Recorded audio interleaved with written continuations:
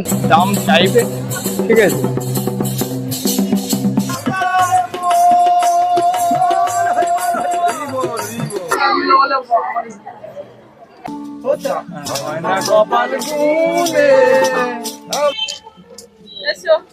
ব্যাস এন্ট্রি হয়ে গেল।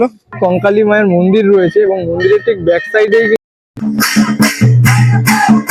এরকম কাঠের সিঁড়ি দিয়ে আবার আমাকে নিচের দিকে নেমে যেতে হবে, কিন্তু কুপন কাটতে পারবেন। যে নিকোবরটে দেখা কমপ্লিট হয়ে গেল। Good morning everyone. আজকের আমাদের গন্তব্য বোলপুর শান্তিনিকেতন, যেখানে আজও কবিগুরু রবীন্দ্রনাথ ঠাকুরের সৃষ্টির আমেজ পাওয়া যায়। সেই সঙ্গে বীরভূমের এই শহরটি তার শান্ত পরিবেশ, সংস্কৃতি এবং বসন্ত উৎসবের জন্য পর্যটকের কাছে আজও প্রিয়। তাই ভাবছেন এবার বসন্তের ডাকে বোলপুর শান্তিনিকেতন আসবেন, কিন্তু একদিনে বোলপুর ঘুরে দেখা, খাওয়া দাওয়া এবং গাড়ি ভাড়া নিয়ে কত কি খরচ হতে পারে এবং কোন কোন স্পটগুলো আপনারা একদিনে ঘুরে দেখবেন, তার সম্পূর্ণ যাবতীয় তথ্য থাকছে আজকের এই ভিডিওতে। প্রথমে নৈহাটি স্টেশন পৌঁছে গিয়েছিলাম সকাল 8টা 1-এর মাতারা এক্সপ্রেস ধরার জন্য। নৈহাটি স্টেশন থেকে জেনারেলের ভাড়া অনলাইনে 60 টাকা এবং টিকিট কাউন্টারে কাটলে 65 টাকা, এবং এটি শিয়ালদা স্টেশন থেকে সকাল 7:20 ছাড়ে এবং ভাড়া রয়েছে 70 টাকা। আপনারা যদি কনফার্ম টিকিট না পান তাহলে এই জেনারেলে করেই 3 ঘন্টার জার্নিতে মাত্র 60 টাকার বিনিময়ে পৌঁছে যেতে পারেন বোলপুর স্টেশনে। আমাদের ট্রেন ঠিক সময় মতোই পৌঁছে দিল বোলপুর শান্তিনিকেতন স্টেশনে।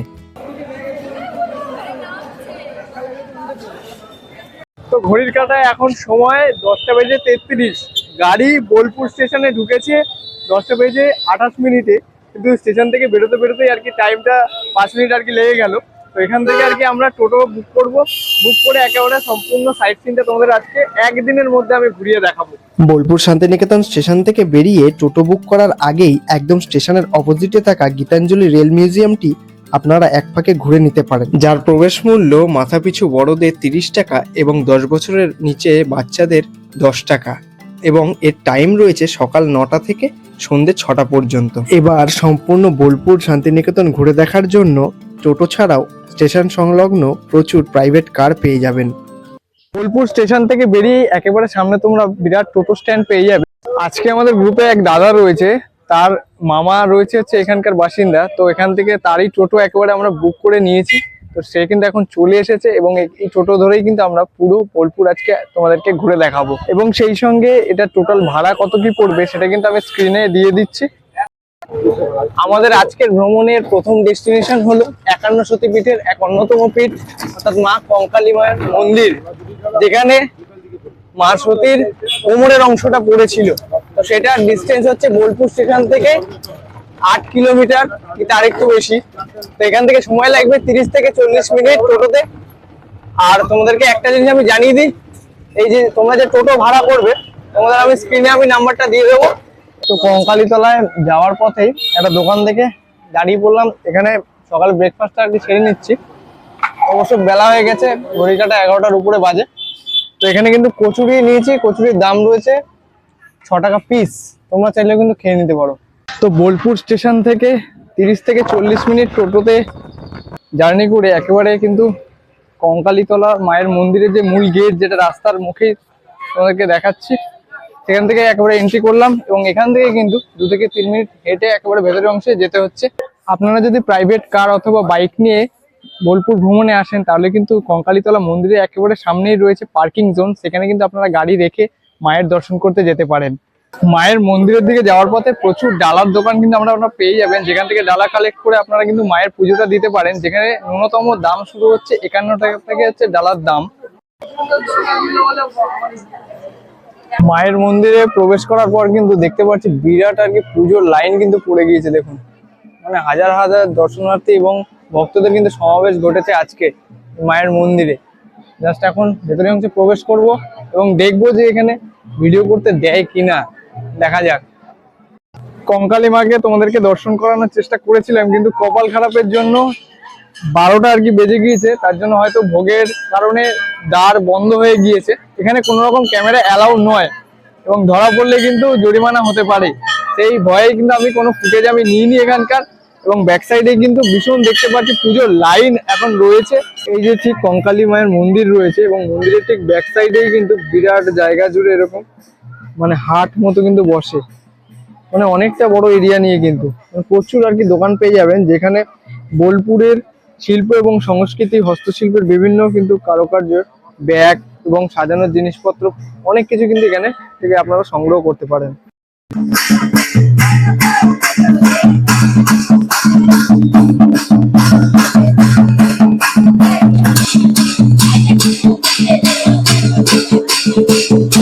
তো মন্দিরের একদম ব্যাক সাইডেই কিন্তু ভোগ প্রসাদ পাওয়ার একটি ব্যবস্থা রয়েছে। এখান থেকে আপনারা দুপুর 12টা অবধি কিন্তু কুপন কাটতে পারবেন, যেটার প্রাইস রয়েছে হচ্ছে 60 টাকা। এবং এটি রয়েছে হচ্ছে প্রসাদ গ্রহণের হলটা, দেখুন অনেকটা বৃহৎ আকার কিন্তু রয়েছে। এবং এখনই কিন্তু দেখতে পাচ্ছি প্রচুর আর কি দর্শনার্থীরা প্রসাদ পাওয়ার জন্য এখানে বসেছেন। তো মন্দির দর্শনের পর কিন্তু তোমাদেরকে হাটটাও দর্শন করিয়ে দিলাম এবং তারপর দেখালাম হচ্ছে ভোগ প্রসাদ গ্রহণের জায়গাটি। এবং এখন কিন্তু বর্তমানে চলে আসলাম একদম কোপাই নদীর ধারে। তো এদিকটা দিয়ে আমি ঠিক আসলাম এবং তাছাড়াও কিন্তু এদিকেও আরেকটি রাস্তা রয়েছে, যেটা আর কি মেন রাস্তা দিয়ে হয়তো আসা যায়। এবং এটি রয়েছে হচ্ছে কোপাই নদীর ঘাট, দেখুন লেখাই রয়েছে। এবং দেখুন কতটা সুন্দর এরকম সেট করা রয়েছে, অনেকেই আর কি বসে রয়েছে দেখতে পাচ্ছি। এবং নদীটা আপনাদেরকে গিয়ে আমি একেবারে দেখাই দেব। চিকচিক করে বালি, কোথাও নেই কাদা, দুধারে কাশবন, ফুলে ফুলে সাদা। মানে রবীন্দ্রনাথ ঠাকুরের সেই কবিতার লাইনগুলো কিন্তু একেবারে সত্যি আমি দেখতে পাচ্ছি এই অংশে এসে। আপনারাও এসে কিন্তু সেই কবিতার লাইনগুলো কি একেবারে সত্যি হিসেবে মেনে নিয়ে যেতে পারেন এই জায়গা থেকে। এত সুন্দর প্রাকৃতিক সৌন্দর্যের মাঝে তোমরা যদি 2 মিনিটে যদি তোমরা বসে থাকো না, মন প্রাণ একেবারে জুড়িয়ে যাবে। কোপাই নদীর পাড়টা আপনাদেরকে দেখালাম যে ওদিক দিয়ে আর কি সিঁড়ি দিয়ে নেমে যেতে হয়, কিন্তু এই জায়গাটাতে কিন্তু যে নদীর যে আরতি, যেগুলো দেখে আমরা গঙ্গা আরতি হয় বেনারসে এবং তারপরে সমুদ্র আরতিও আমরা দেখেছি পুরীতে, কিন্তু এই কোপাই নদীর তীরেও কিন্তু এরকম আর কি আরতির স্থল করা রয়েছে। দেখুন সেম টু সেম, দুর্দান্ত কিন্তু এক অনুভূতি। আপনারা যদি ভাগ্য যদি ভালো থাকে, আপনারাও কিন্তু এখানে এসে সন্ধেবেলায় সন্ধ্যা আরতি কিন্তু দর্শন করতে পারেন। এবং এই আরতি স্থল থেকে আপনাদেরকে জাস্ট একবার ভিউটা আমি দেখিয়ে দিই। দেখুন পুরোটাই কিন্তু খুব সুন্দরভাবে কিন্তু ফুটে উঠেছে, দেখুন পুরোটাই বালুময়, দেখেছেন কঙ্কালী মায়ের মন্দির এবং তার পাশে বয়ে যাওয়া কোপাই নদী দর্শন করে এখন আমরা ছুটে চলেছি বিশ্বভারতী ক্যাম্পাসের দিকে, যেখানে রবীন্দ্রনাথের সৃষ্টির আমেজ পাওয়া যাবে। আমি এখন মূলত দাঁড়িয়ে রয়েছি বিশ্বভারতী ক্যাম্পাসে। রবীন্দ্রনাথ ঠাকুরের যে 5টা বিখ্যাত ঘর রয়েছে, তোমাদের স্ক্রিনে আমি নামগুলো পরস্পর আমি দিয়ে দেবো। সেই ঘরের মধ্যে অন্যতম গুলো দেখো, এই পাশে কিন্তু একটা ঘর রয়েছে। এই ঘরটাতে কিন্তু ঈশ্বরচন্দ্র বিদ্যাসাগর থেকে শুরু করে আরো অনেক মনীষীরা এসে এখানে আর কি বৈঠকখানা ছিল। এবং এর ভেতরে মাটির বিভিন্ন যে বেদি মতো করা, চেয়ার মতো, সেগুলো কিন্তু রয়েছে, যেটা তোমরা ঢুকতে পারো।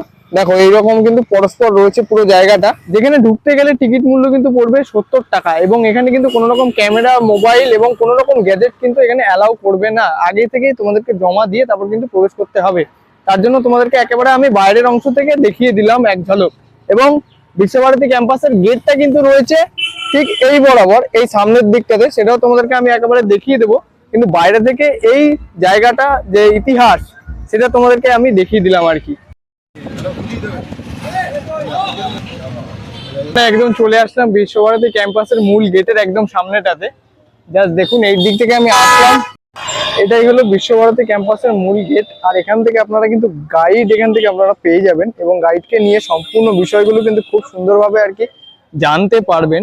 জাস্ট দেখুন খুব মনোরম পরিবেশ কিন্তু রয়েছে এখানে। এখন আপনাদের দেখাচ্ছি তালধ্বজ, যেটা আর কি তাল গাছকে কেন্দ্র করে কিন্তু এই ঘরটি বানানো হয়েছে। দেখুন উপরি অংশে কিন্তু তাল গাছ রয়েছে, দেখাতেই পারছি। আর এটাকে কেন্দ্র করে কিন্তু এরকম খড়ের চাল দিয়ে পুরোটা আর কি মাটির কিন্তু রয়েছে দেওয়ালগুলো।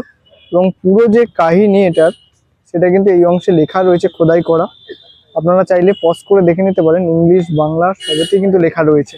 বিশ্বভারতী ক্যাম্পাসটা দর্শন করে আরেকটুখানি এগিয়ে আসলেই কিন্তু আপনারা দেখতে পাবেন রবীন্দ্রনাথের পিতা অর্থাৎ দেবেন্দ্রনাথ ঠাকুর কিন্তু এই বটগাছটি লাগিয়েছিলেন। এই বটগাছের এখন বয়স হচ্ছে 110 বছর। জাস্ট দেখুন এখন কতটা বিশাল আকার কিন্তু এখন হয়ে গিয়েছে এবং এটার নাম রয়েছে 3 পাহাড়। এরপর কিন্তু আমরা প্রবেশ করছি বিশ্বভারতী মেলার প্রাঙ্গণের দিকে। দেখুন এখন কিন্তু যাচ্ছি কেন্দ্রীয় গ্রন্থাগার, সেটা একদম পাশ থেকে।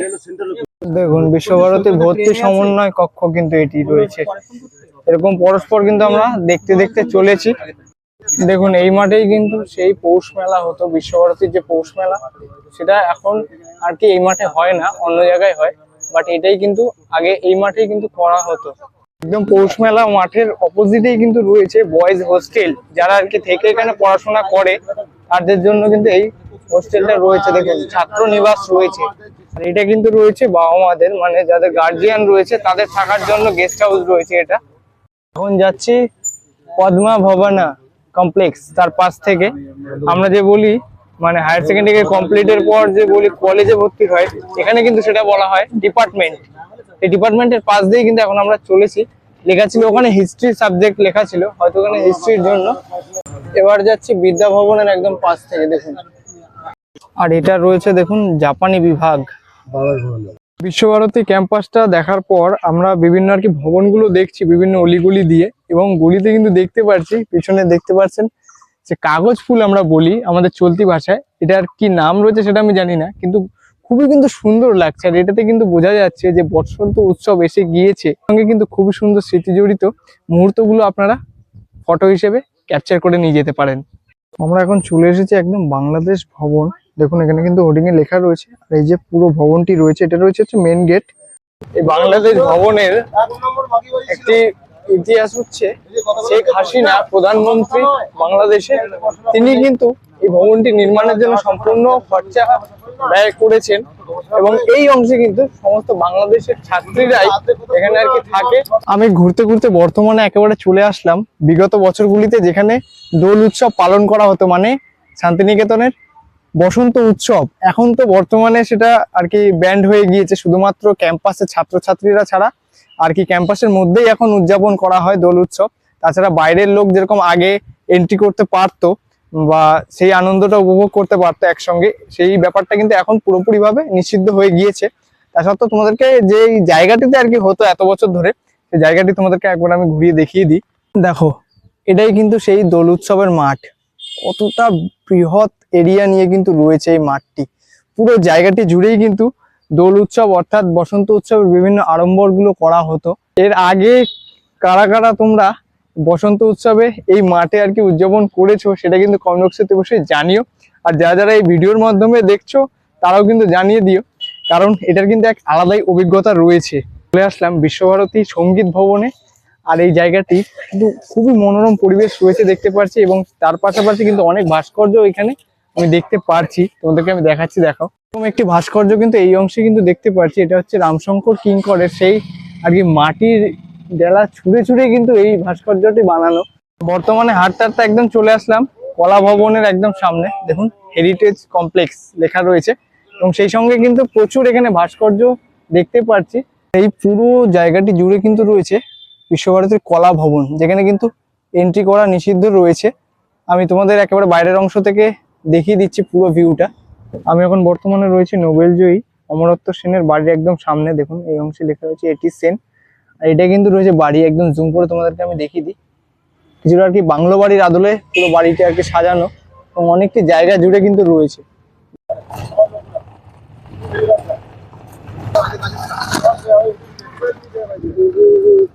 ঘুরতে ঘুরতে এখন ঘড়ির কাঁটায় বাজে 2:15, আর পেটের মধ্যে কিন্তু মানে ইঁদুর দৌড়াচ্ছে। তার জন্য রাস্তার পাশেই একটা ধাবা দেখে মধ্যাহ্নভোজটা আমরা সেরে নেব। একেবারে ভেজ থালি অর্ডার করেছি, আলু ভাজা, বেগুন ভাজা, ডাল, একটা সবজি, সাথে স্যালাড রয়েছে, অনেক কিছু টমেটো দিয়ে, লঙ্কা পেঁয়াজ দিয়ে। এখানে কিন্তু ভেজ থালির দাম রয়েছে হচ্ছে 60 টাকা। বেশ ভালো বাঙালিয়ানার খাবার, ডাল ভাত সব থেকে প্রিয়। দেখো খেয়ে দিই, একদম লাইট রান্না, দুর্দান্ত খাবার। বোলপুরে এসে ঘরোয়া রান্নায় মধ্যাহ্নভোজ কমপ্লিট করার পর এখন বর্তমানে একেবারে চলে যাব সৃজনীতে। দুর্দান্ত আমেজ রয়েছে সেই জায়গাটাতে, তো চলো একেবারে চলে যাওয়া যাক এবং তোমাদেরকে আমি ঘুরিয়ে দেখাই। একটা পুরো বাড়ি, জাস্ট দেখো, মাটির দোতলা বাড়ি। যাওয়ার পথে মানে ক্যাম্পাসটাই পুরোটা আর কি দেখছে। দেখো এগুলো সব কিন্তু কোয়ার্টার ছিল এক সময়, এবং এখন কিন্তু নতুন নতুন সব কোয়ার্টারও কিন্তু ব্যাক সাইডে একদম তৈরি হয়েছে দেখতে পাচ্ছি। তো ফাইনালি এখন আমি চলে আসলাম সৃজনী পূর্বাঞ্চল সংস্কৃতি কেন্দ্রের একদম সামনে। তো এখানে টিকিট মূল্যটা দেখবো কত কি রয়েছে এবং টাইমিংটা তোমাদেরকে একেবারে আমি জানিয়ে দিচ্ছি। এখন এটা রয়েছে হচ্ছে মূল গেটটা, এদিকটা থেকে হচ্ছে এন্ট্রি এবং এদিকটা থেকে হচ্ছে এক্সিট, এবং প্রবেশ করার মুখেই কিন্তু লেখা রয়েছে বাইরের কোনো খাবার নিয়ে ভেতরে প্রবেশ নিষেধ। ঠিক আছে, চলো টিকিটটা আগে কেটে নিই। এন্ট্রি গেট দিয়ে প্রবেশ করার পর একদম ডান পাশে কিন্তু তোমরা টিকিট কাউন্টার দেখতে পাবে। দেখুন এই অংশে কিন্তু পুরোটাই লিস্ট বাই লিস্ট দেওয়া রয়েছে সৃজনী শিল্পগ্রামে। দেখুন অ্যাডাল্টের জন্য কিন্তু 30 টাকা, চাইল্ডের জন্য 10 টাকা, 5 বছর থেকে 12 বছর অবধি, আর স্টুডেন্টরা 10 টাকা। ঠিক আছে, আর বাদ বাকি যেটা আছে সেটা কিন্তু তোমরা পজ করে দেখে নিতে পারো। এখানে ফিল্ম ভিডিও শ্যুটও কিন্তু করা যায় 2000 পার আওয়ার হিসেবে। তো আমি ফাইনালি টিকিট কেটে নিয়েছি, 30 টাকার টিকিট রয়েছে। একেবারে সামনের দিকে এগিয়ে যাব।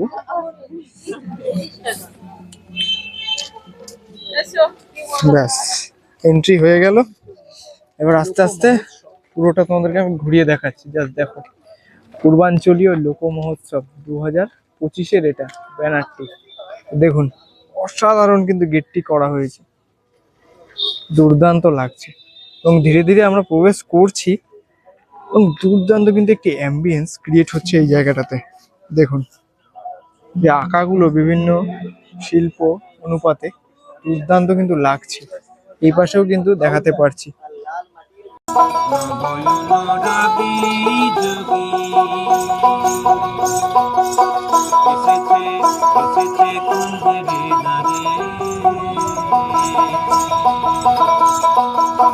প্রেমের ভাবে জানি না তার সঙ্গে নাইলে লাগে না পাশে সোনা চাড়িয়া কিনে না বলে সোনা পেজন সোনা চিনে না পেজন সোনা চিনে না। সৃজনী থেকে আমরা এন্ট্রি করলাম। এবার ঠিক বাঁ পাশে কিন্তু তোমরা এরকম একটি বিরাট সাংস্কৃতিক অনুষ্ঠানের জন্য স্টেজ কিন্তু পেয়ে যাবে।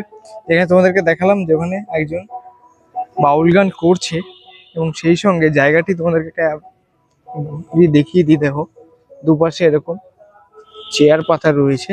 ঠিক আছে, এবং এই সৃজনীর মধ্যে কিন্তু ধূমপান পুরোপুরিভাবে নিষিদ্ধ, এই যে দেওয়া রয়েছে। এবং ঠিক পেছনের অংশে কিন্তু রয়েছে টয়লেট। মহিলা এবং পুরুষ দুজনেরই কিন্তু সেপারেট টয়লেট রয়েছে, তোমরা কিন্তু ইউজ করতে পারো। সৃজনীর পরিবেশটা কিন্তু পুরোপুরি সম্পূর্ণই আলাদা, কারণ এটা অনেকটা বড় এরিয়া নিয়ে, তো মানে অনেকক্ষণ টাইম লাগে, মানে প্রায় 1 ঘন্টাও এখানে বসে থাকলে আর কি মন ভরবে না এরকম। ওটা আমি ঘুরিয়ে দেখাচ্ছি কি কি রয়েছে এখানে। কিছুদূর হাঁটার পরে আমার চোখে পড়লো পুতুল ঘর। দেখুন এরকম বাম হাতে পেয়ে যাবেন, এই উপরি অংশেও কিন্তু পুতুল ঘর লেখা রয়েছে। এবং 1432 সনের ক্যালেন্ডার কিন্তু, যেটা বাংলার ক্যালেন্ডার, সেটা কিন্তু পুরোপুরি এখানে এরকমভাবে লেখা রয়েছে। দেখুন দুর্দান্ত, এবং বিভিন্ন আলপিনা দেওয়া রয়েছে, বিভিন্ন আঁকা। দেখুন জুতা খুলে প্রবেশ করতে হবে কিন্তু ভিতরের অংশে। তো আপনাদেরকে একেবারে ভিতরের অংশে গিয়ে দেখাচ্ছি।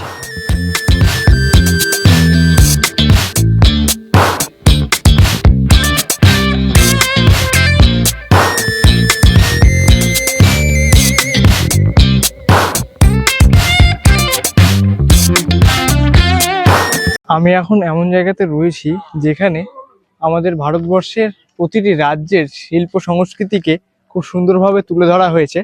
তো পুরোটাই দেখুন, পুরোটাই কিন্তু এরকম ছোট ছোট আর কি ঘর মতো করে এবং বিভাগ মতো করে কিন্তু পুরোটা আর কি তুলে ধরা। যেরকম প্রথমে আমরা ঢুকবো হচ্ছে পশ্চিমবঙ্গের মধ্যে।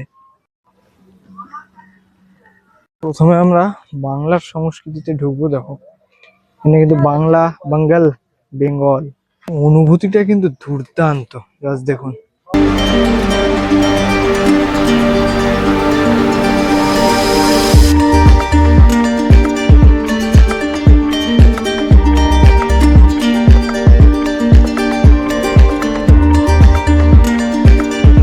আমরা প্রবেশ করব উড়িষ্যার শিল্প সংস্কৃতিতে।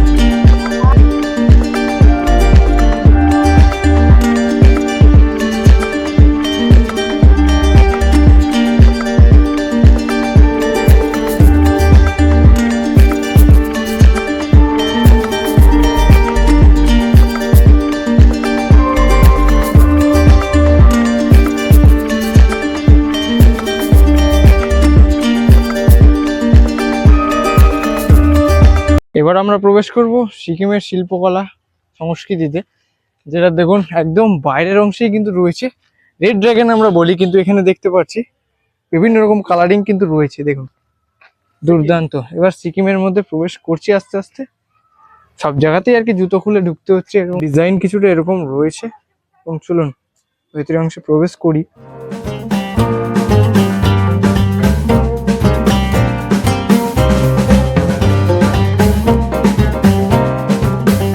দেখুন সিকিমে ছিলাম, দুপা হেঁটেই আবার চলে আসলাম বিহারে। দেখুন এরকম কিছুটা কিন্তু রয়েছে, মানে দুর্দান্ত কিন্তু অ্যাম্বিয়েন্স রয়েছে পুরোটা। দেখুন এরকম কিছুটা, মানে আর কি বলতো, সম্পূর্ণ ঘরগুলোতে আর কি ঢুকে দেখানোটা প্রচুর টাইমের ব্যাপার। মানে এটা দিয়ে একখানা আলাদা ভিডিও হয়ে যাবে, সেটা আমি দেখছি এখন। আগে তো জানতাম না, কারণ আমার প্রথমবার আসা এখানে। এবার দেখি কতদূর কি তোমাদের সামনে আমি তুলে ধরতে পারি। এবার হাঁটতে হাঁটতে আসাম চলে আসলাম। দেখো জাস্ট দুর্দান্ত, মানে বাইরের চিত্রগুলো তো মানে পুরো একদম নজর কেড়ে দেবে। জাস্ট দেখো। এবং আস্তে আস্তে ভেতরের অংশে প্রবেশ করব। দেখো পুরো অসমিয়ার সব জিনিসপত্র কিন্তু এই অংশে রাখা রয়েছে। এখানে রয়েছে খেটি বাটিত ব্যবহৃত সঁজুলি, ওনাদের ভাষায় আর কি যেরকম বলে। ঠিক আছে, দেখো দেখুন নিত্য ব্যবহৃত সমস্ত আর কি বাসনপত্র রয়েছে এই অংশে। দেখুন দুর্দান্ত। আসামের উল্টো দিকেই রয়েছে কিন্তু ঝাড়খণ্ড। জাস্ট দেখো বাইরে থেকে ভিউটা কিছুটা এরকম কিন্তু আসছে। দেখো ঝাড়খণ্ডের পরে এদিকে রয়েছে হচ্ছে মণিপুর, এবং আমার বাম পাশে রয়েছে হচ্ছে ত্রিপুরা। মানে এরকম ছোট ছোট আর কি সংগ্রহশালাগুলো কিন্তু করা রয়েছে। দেখো এটা হচ্ছে মণিপুর, ঠিক আছে। আর একেবারে চলে আসলাম কিন্তু আন্দামান। এবার একদম লাস্ট নিকোবরে রয়েছে। দেখুন বাইরে থেকে কিন্তু অ্যাম্বিয়েন্সটা দুর্দান্ত লাগছে, এবং এরকম কিন্তু সিঁড়ি দেওয়া রয়েছে, আর এরকম বেড়ার কিন্তু দেওয়ালগুলো রয়েছে। দেখুন দুর্দান্ত। এবার বেশি দেরি না করে উপরি অংশে উঠবো, চলো। এবং সিঁড়িটা তোমাদেরকে আমি দেখাচ্ছি। দেখো এরকম ভাবে কিন্তু উঠে যেতে হবে। দেখো এরকম কাঠের সিঁড়ি রয়েছে, দুর্দান্ত অভিজ্ঞতা রয়েছে কিন্তু। দেখো এরকম বাঁশের চটা দিয়ে কিন্তু পুরো মেঝেটা করা, ঠিক আছে। এরকম ভাবে পুরোটাই আর কি করা। জাস্ট দেখো। এবার একেবারে প্রবেশ করে গেলাম ভেতরের অংশে নিকোবরে। দেখুন বিভিন্ন আর কি ছবি তুলে ধরা রয়েছে এই অংশে, এখানেও দেখতে পাচ্ছি। দেখো দুর্দান্ত। এরকম কিছুটা গাছের গুড়ির বিভিন্ন ডিজাইন, এরকম ভাবে কাজগুলো সব তুলে ধরা পুরোটাই কিন্তু। দেখুন সর্বশেষ ছিল এই নিকোবরই, এবং নিকোবরটা দেখা কমপ্লিট হয়ে গেল। এখন এখান থেকে দেখি আর কি কি রয়েছে, না হলে এখান থেকে বেরিয়ে যাবো একেবারে। দুর্দান্ত কিন্তু, মানে এক জায়গাতে এতগুলো রাজ্য শিল্প সংস্কৃতি আপনারা এক নজরে দেখতে পাবেন। এটা কিন্তু খুবই একটি মানে সুন্দর থেকে সুন্দরতম এক অভিজ্ঞতা। এখানে না আসলে আপনারা বুঝতে পারবেন না। এরকম কাঠের সিঁড়ি দিয়ে আবার আমাকে নিচের দিকে নেমে যেতে হবে। জাস্ট দেখো অনেকটাই কিন্তু খাড়া খাড়া। দেখুন রনপা, আমরা অনেক আর কি এখন পুজোর প্রসেশনে আমরা দেখি এই সমস্ত। দেখুন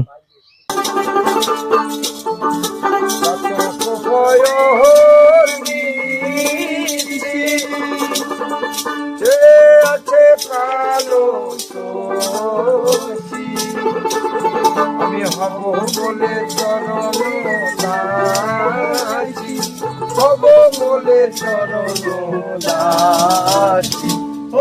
হয় না কপাল গুনে আমার, হয় না কপাল গুনে আমার মনের মানুষের ছলে, আমার মনের মানুষের ছলে। জায়গাটা কিন্তু পুরো একদম জমজমাটি রয়েছে। যেরকম এই দিকটাতে সাঁওতাল নাচ হচ্ছে দেখতে পাচ্ছি, এখানে বাউল গানের আসর বসেছে, মানে বিভিন্ন আর কি আসর মতো কিন্তু করা রয়েছে পুরোটাই। এবং অনেক কিন্তু এই অংশে মানে দোকানপাট রয়েছে, মানে ছোটখাটো আর কি হাটের মতো। এখান থেকেও কিন্তু আপনারা আপনাদের পছন্দের জিনিস কিনে নিয়ে যেতে পারেন স্মৃতি হিসেবে। দেখুন পুরো জায়গাটা দুর্দান্ত মনোরম পরিবেশ কিন্তু পেয়ে যাবেন এই অংশে আপনারা।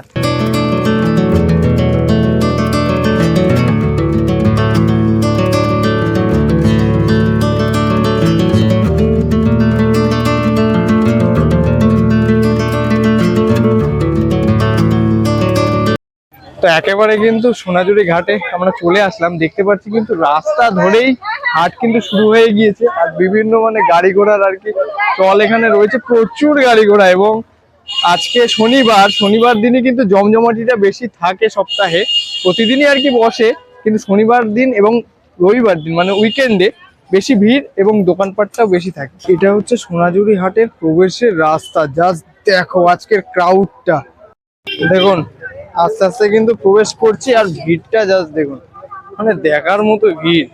আর দুপাশেই কিন্তু মানে প্রবেশ করছি, তার রাস্তার দুপাশেই কিন্তু এরকম বিভিন্ন রকম সাজার জিনিস প্রথমে দেখতে পাচ্ছি এই অংশে, এবং শাড়ি থেকে শুরু করে সবকিছুই কিন্তু এই অংশে রয়েছে। জাস্ট দেখুন আজকের পর্যটকদের পুরো ভিড়টা, বাপরে মানে তাজ্জব করে দিচ্ছে আমাকে। এবার কিন্তু একেবারে হাটের মধ্যে প্রবেশ করে গেলাম, আর দেখো পুরো জায়গাটা জুড়ে কিন্তু পুরো হাটটি রয়েছে। দেখুন মানে চতুর্দিকে এরকম রাস্তা চলে যাচ্ছে, মানে এখান থেকে একদম মানে একজন যদি টিমমেট আলাদা হয়ে যায় তাকে কিন্তু খুঁজে পাওয়া খুব দুষ্কর ব্যাপার। সেই সঙ্গে এই জায়গাটাতে কিন্তু কোনো নেটওয়ার্ক পাওয়া যায় না, তার মানে ভাবতেই পারছো ভীষণ দুষ্কর। সেই সঙ্গে দেখো দোকানপাট গুলো, বিভিন্ন রকমারি আইটেমের দোকান কিন্তু এই অংশে আপনারা পেয়ে যাবেন। দেখুন মানে কোনো দরদাম করতে হবে, বিভিন্ন রকম দাম চাইবে, ঠিক আছে, আপনাদের দরদামের মাধ্যমে কিন্তু আপনারা কেনাকাটা করতে পারেন। দেখুন এরকম বিভিন্ন রকম পাঞ্জাবি রয়েছে, দেখুন বিভিন্ন রকম জিনিসের কিন্তু সম্ভার আপনারা এই অংশে একমাত্র পেয়ে যাবেন, যেরকমটা এই অংশে দেখাতে পারছি। দেখুন বিভিন্ন রুম ডেকোরেটর থেকে শুরু করে এদিকে ব্যাগ থেকে শুরু করে অল আইটেম কিন্তু এখানে অ্যাভেলেবেল রয়েছে। যেরকমটা এই অংশে দেখাতে পাচ্ছি বিভিন্ন রকম ডিজাইনের কিন্তু পাঞ্জাবি এই দোকানটাতে রয়েছে, ঠিক আছে, মানে দুই দিকেই কিন্তু মুখ রয়েছে দোকানের। মানে আপনারা আসবেন, এই যে সামনের দিকে প্রচুর ভিড় দেখাতে পাচ্ছি। সেই সঙ্গে দেখুন জাস্ট আজকের ক্রাউডটা, আজকে যেহেতু শনিবার উইকেন্ডে প্রচুর লেভেলের আর কি ভিড় হয় এবং দোকানপাট গুলো কিন্তু বেশি পরিমাণে আর কি বসে। আস্তে আস্তে হাটের মধ্যে আমি প্রবেশ করছি এবং ধীরে ধীরে সম্পূর্ণ যে দোকানগুলো কি কি ভ্যারাইটিস মাল আপনারা এখানে পাবেন সম্পূর্ণ একটা মানে অভিজ্ঞতা ছোট্ট করে আমি দিয়ে দেবো। দেখো একটা দোকানে ক্রাউড, বাপরে। তো সোনাঝুরি হাট তো ঘুরছি ঠিকই, কিন্তু চায়ের দোকান দেখে আর কি গলাটা আর কি ভেজাবো, দেখি। মানে আমাদের যারা চায়ের নেশা রয়েছে বা চা প্রেমিক রয়েছে তারা কিন্তু যেখানেই যাই চা কিন্তু আমরা ভুলি না।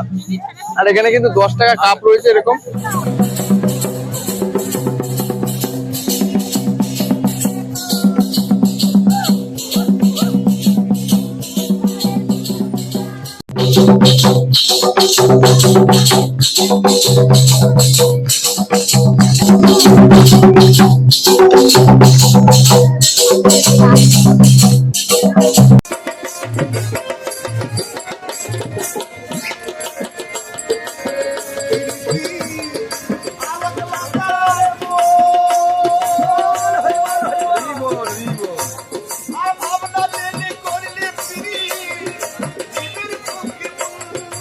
তো অবশেষে আমাদের আজকের বোলপুর শান্তিনিকেতন ভ্রমণটা শেষ হলো। আর বর্তমানে এসে নামলাম প্রান্তিক স্টেশন, যেটা হাওড়ার দিক থেকে বোলপুর স্টেশনের পরে, এবং আমরা বোলপুর স্টেশনটা পার করেই যাব। আপনারা চাইলে কিন্তু বোলপুর স্টেশনেও নামতে পারেন অথবা প্রান্তিক স্টেশনেও নামতে পারেন। তো আমরা আজকে যেই টোটোতে করে আর কি পুরো ভ্রমণটা কমপ্লিট করেছি, সেই টোটোর নাম্বারটা আমি স্ক্রিনে এবং ডেসক্রিপশনে দিয়ে দেবো। আপনারা চাইলে কিন্তু কন্ট্যাক্ট করে পুরো একদিনে সম্পূর্ণ বোলপুর শান্তিনিকেতন ভ্রমণ করতে পারেন। তো আজকে ভিডিওটি আমি এখানে শেষ করছি। ভিডিওটি আপনাদের কেমন লাগলো সেটা কিন্তু কমেন্ট বক্সে অবশ্যই জানিয়ে দেবেন। ভিডিওটি ভালো লাগলে লাইক, কমেন্ট, শেয়ার। দেখা হচ্ছে নতুন কোনো এক্সাইটিং ভিডিওতে। আজকে মতো এতটুকুই, টাটা, বাই বাই।